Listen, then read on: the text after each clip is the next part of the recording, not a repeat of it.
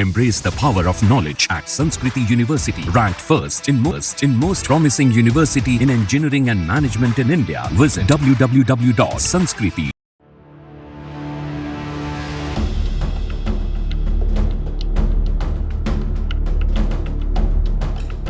America के राष्ट्रपति Joe Biden जल्द ही इजराइल के प्रधानमंत्री बेंजामिन नेतन्याहू से फोन पर बातचीत करेंगे।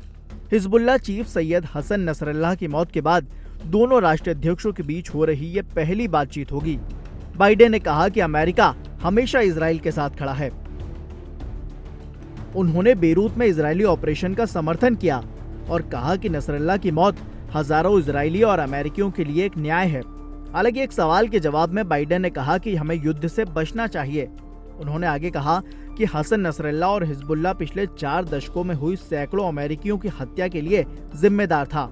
इजरायली हवाई हमले में उसकी मौत हजारों अमेरिकियों, इजरायलियों और लेबनानी नागरिकों के लिए एक न्याय है।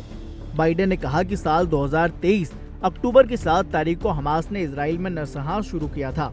इसके अगले ही दिन नसरल्लाह ने हमास के साथ हाथ मिलाया और इजराइल के खिलाफ उत्तरी मोर्चा खोलने का निर्णय लिया। उसकी हत्या भी इसी व्यापक संघर्ष का परिणाम है। उधर इजरायली प्रधानमंत्री बेंजामिन नेतन्याहू ने ईरान के सर्वोच्च नेता आयतुल्लाह अली खामेनेई को चेतावनी दी है। नेतन्याहू ने कहा कि इजराइल को निशाना बनाने वालों को गंभीर नतीजे भुगतने पड़ेंगे।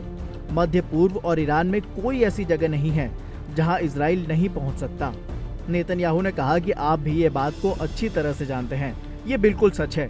सूत्रों की माने तो हिजबुल्लाह चीफ नसरल्लाह के मारे जाने के बाद अब उसकी लाश भी बरामद कर ली गई है। हालांकि उसके शरीर में सीधे हमले का कोई निशान नहीं पाया गया है। वहीं इससे पहले बताया जा रहा था कि हमले में उसकी लाश के चिथड़े उड़ गए थे। समाचार एजेंसी रॉयटर्स के एक सूत्र के हवाले से ये जानकारी दी गई है।